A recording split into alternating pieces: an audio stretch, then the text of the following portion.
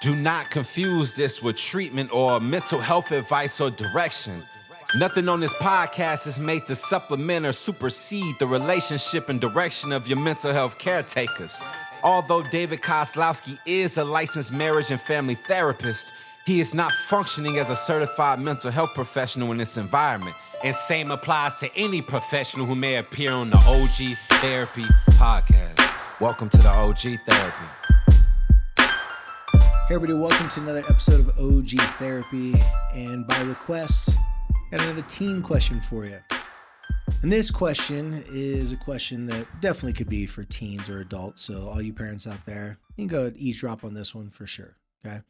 So the question goes, how do you be okay with people not liking you and still liking yourself? Obviously, the reason why I said this is not just for teens, because this is something that adults struggle with. I can think of every client I've ever had, this come up in some way, shape, or form. Every friend I've ever had, this comes up in some way, shape, or form. It could be through a breakup. It could be through some sort of sports activity. It could be work. It could be at school for a young kid. This is a pretty common thing where people have to face a certain reality that sometimes people just aren't going to like you. Sometimes you can figure out why. Sometimes it's super obvious why they don't like you. And other times you have no freaking clue why someone doesn't like you. And so I'm going to have my producer, Brandon, help me weigh in on this because I think he knows a couple people that have someone that doesn't like them. Yeah. All joking aside, we all have been that person where we're thinking, we're inside of our own head, like, how come this person not calling me back? Like, was it something I did? Or, obvious times where we know that the person's mad at us and maybe we don't agree with them, or maybe they have their own reasons why they're mad at us and we just can't seem to shake it. It can definitely irk someone. It can keep you up late at night. It can keep you stressed and overthinking about the relationship. So I want to just give you a couple non-traditional ways to look at this, things that have helped other teenagers. Because when I'm talking with teenagers don't really do all that well with long Instagram post versions of advice. Meaning, if I were to talk to a teenager, I wouldn't give them the same advice of how to handle this situation that I would adult. But this advice does play and works for adults because it is pretty simple, but it's not something that you would typically think about. So the first one is you have to first think of, well, you don't have to, obviously. It's helpful to think of 2 or 3 things about yourself that people have said that they think are dumb or unattractive in some sort of way. So the reason why step 1 is very important is because instead of thinking about the problem, why does someone not like me? Let's go back in your memory bank. Let's go open up some files of times where people said that they didn't like something about you and they were irritated with you or they mocked you or made fun of you. And just imagine 2 or 3 of those moments, right? And the second part of that, I want you to think about how you handled those people's opinions, and specifically, why did their opinion not cause you to change your behavior, your identity, the way you dress, or your interest? So to go back to the first one, I really want you to think of 2 or 3 moments where someone criticized you, judged you, mocked you, made fun of you of something, and you actually handled it well. You looked at them like, whatever, like you brush it off really quickly.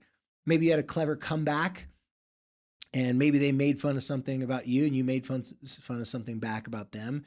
But think about a time where it didn't affect you, it didn't get you too worked up, it didn't get you in your feelings, it didn't get you to second guess or doubt yourself, and it definitely didn't cause you to stop liking those things. Some examples that teenagers brought up with me before, things that just aren't as cool as teenagers that were maybe cool when they were younger. So it could be like a couple of my teenage clients and even students have said things like, yeah, people make fun of me because I still like Pokemon, or I still play Fortnite, but I don't care. Or this one kid's like, hey, Dungeons and Dragons, I'm into D&D, and a bunch of kids are like, oh, you play D&D? That's such a goofy, dorky thing. And the kid just was like, whatever, and just brushed off. Because these have to be things that you actually enjoy. And people have tried to make fun of you in the past. They've tried to throw shade on you. They've tried to, make you feel bad about it, but you stood your ground. You were very resilient and you found a way to just deal with it. So before we get to the next part, I want to ask my producer, Brandon, real quick. You've helped me out with a lot of teenagers. You've been a teenager yourself not too long ago. Why do you think this is actually a good approach to help a teenager start thinking about times that they handled criticism well before you give them advice about what to do? Like, why do you not want to jump right into telling a teenager what to do? Instead, like open up like the memory banks of past experiences. I think the biggest thing is to help them decide is the criticism that you're getting from somebody else actually valid? Is it something where could you at that moment have been more sensitive because something happened in your life, or you're feeling more insecure about something? And if somebody said, "Hey, I hate the fact that you wear Jordans," and in the past, like, "Yeah, I just like Jordans, whatever," and you've blown it off. Is it that same thing? You're just in a different mood than you are now. So that thing, especially as a teenager, there can be a lot of times where you're more moody. And I just don't want anybody to tell me anything right now. And that's why you feel like people don't like you. Or is it more something where somebody's giving you like the criticism can be to help you change or to tweak things? Could be somebody being rude, but having to look back on it in the past, like, okay, in the past when things similarly happen, is this in this category? Is it in this category? Is it in this category? To help them before even going to an advice or changing or doing anything about it. Yeah, I mean, you definitely want to put them in the mindset of something they've handled successfully before. Right. And you bring up a good point about being in a certain mood because, yeah, teenagers specifically, but all people, some days our friends can mess with us and say something and we laugh with them, doesn't even bother us. The next day they say something similar and we want to punch them in the face. Yeah. Just it's your own mood, your own day. Things haven't been going your way. And so it's really worked for my clients when I just get them back to a place where they've handled it, they've taken the criticism. And then I usually respond and share something along the lines like this with them. Just remember, when someone's hating on you, when they're openly saying they dislike something about you, specifically something that you actually like or something you can't even change, right? Just know that there's an old saying in sports that goes, game recognizes game. And what that saying means is that when someone's really good at something, like let's say you're playing up against another basketball team, you're a really good basketball player, you know the other team's really good basketball players, and you're looking across the court of each other, like sizing each other up, you know that that person's good, and they know you're good. They're not coming over and giving you a compliment saying, "Hey, just want to let you know I'm really excited about having the opportunity to play against you." It's not like that. They're usually just recognizing that you are a formidable foe. Well, there's an opposite saying of that, and it is shame recognizes shame.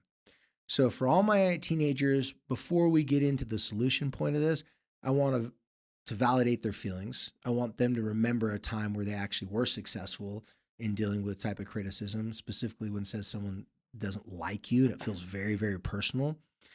So at those moments, I want them to remember that there's a lot of people out there that are going through their own thing. They're in a bad mood. Maybe they woke up in the morning. Maybe they got a mean, bullying older brother or sister that was mocking and making fun of their outfit and the way they dress. And so then they go to school, they're on edge, they're feeling that people are criticizing them. They're already walking out with defense, like their defenses up. And then they see you or they see someone else and they mock you or make fun of you. When I say shame recognizes shame is that people who are in shame, people who are feeling ashamed of something, they tend to seek and look out for other people, not all the time, but they either try to avoid people and avoid interaction, or they look to share their shame and their frustrations and anger out on someone else. So I tell teenagers this just to be aware that this could be happening. You may be dealing with a friend who's in a bad place. You may be dealing with a person who's not a friend who just has a lot of shame themselves, and so they're spewing out all their shame on top of you. So take those things in consideration. One, you've handled these situations before. Two, you've dealt with stupid teenagers before.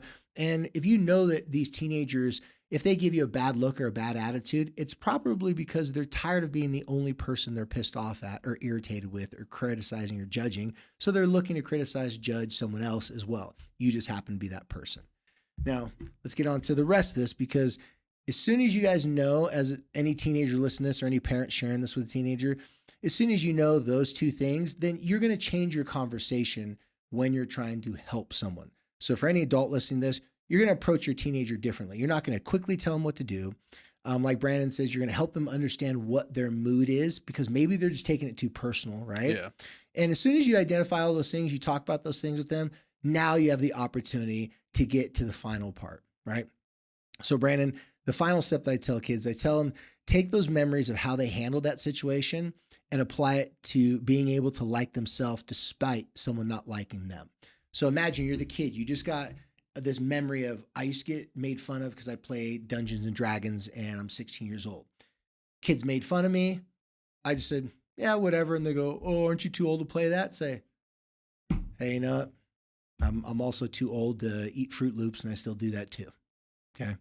I'm also too old to, am I too old to skateboard? I remember I had this one kid, he had some clever comebacks. The kid goes, hey, well, I skateboard. Am I too old to skateboard too? And the other kid was like, what are you talking about? Are you too old to skateboard? It's like, well, apparently you're telling me what I can and can't do. So will you please give me all the list that I can and can't do? And the person looked at him and said, psh, whatever, and walked away. Very clever comeback on that kid's point, made that kid feel stupid and walk away. But if you can remember the moments where you handled this successfully, then I want you to think about, why did you not stop playing Dungeons and Dragons? Why did you not stop playing Pokemon? Why did you just like brush your shoulders off and not take that person serious about you, about what you're doing to the point where you actually changed it? As soon as you figure out, and I don't know this for whoever's listening to this, I don't know what that moment is for you. I don't know where exactly you're at or what thing that you're being criticized. But as soon as you remember that moment, you can think, okay, I didn't let someone's criticism of me, someone disliking something that I like. The reason why I use the example of criticizing thinking of things that you like as a person is because when someone criticizes something that you really like, it's as if they're taking a personal shot at you. Would you agree with that, Brandon? Yeah, absolutely. When someone takes a personal shot, like, why do you like that team? Oh, the best one is when someone makes fun of a team or a player, that's your favorite player or team, and they know it's your favorite player or team, and they're just poking at you and poking at you. They know it can get your goat. They know it can get you on your feelings, and they're hoping to get you to come out of pocket, say something pissed off, and get you agitated, irritated, because they seem to win that. So if you can remember those moments where you weren't agitated, you weren't irritated, you did not lose your emotions, you stayed calm and collective. Now I want you to take that person that you were at that moment, and I now want you to apply it if someone broke up with you. Why do you think, Brandon, I would ask teenagers listening to this to take that experience? Because obviously, when this kid asked me, like, how do you have someone not like you and still like yourself? First thing I thought was a real breakup from dating, or like a friend that you thought you were best friends with and the friend just stops hanging out with you, stops talking to you, and now you're just left with the reality that it's over. The friendship's not the same anymore. So why do you think I'd ask that, Brandon? I think the biggest thing with that is, especially like during a breakup or losing a close, intimate friendship, is you're going to start spiraling on all the things that you potentially did wrong that you're going to change because you're going through a loss. So going through the loss, you're going to go into fight or flight. You're going to be freaking out is, why don't I have enough value for this? And a lot of times, especially as a teenager, when you're still trying to figure out who you are, you'll yard sell a bunch of things about yourself or change things about yourself to get other people to like you so you avoid that pain again. However, if you can remember, like, okay, if they didn't like me for this or our friendship ended, that has nothing to do with the fact that those things didn't bother me in the past because that's who I was. I enjoy those things. And I think, too, on another aspect of it is not everybody has to like you, is going to like the same things as you, or is going to have the same experiences in your life that caused you to enjoy the same things. If it's a sports team, you may have a certain memory that caused you to be a sports fan. If it's Dungeons and Dragons, you may have had a great moment with an older brother playing, and someone says, oh, that's stupid. That person may have been bullied by their family playing Dungeons and Dragons. They have their own personal beef. You're just the proxy of it. Or through a breakup, could be their own thing. They decide, hey, I don't want to be with you anymore. That doesn't mean that somebody who doesn't want to be with you anymore doesn't like who you are as a person. It can just not work out sometimes. So if you can remember back to the times where you handled it well and apply it, it'll at least ease that pain of, I'm still a good person. I still have things and qualities about me that I enjoy. And if I enjoy them, then you can share that joy with other people instead of trying to share things about you that you like with other people to get them to like you. Just share the joy you have of the stuff that you like, and that shows, and that's more attractive than anything else. Yeah, I don't think the world needs more teenagers saying, okay, what do I got to do to make other people like me and make them accept me so they'll want to be my friend? Yeah, no, we don't. That's already a natural thing that happens, but that can get out of control pretty quickly.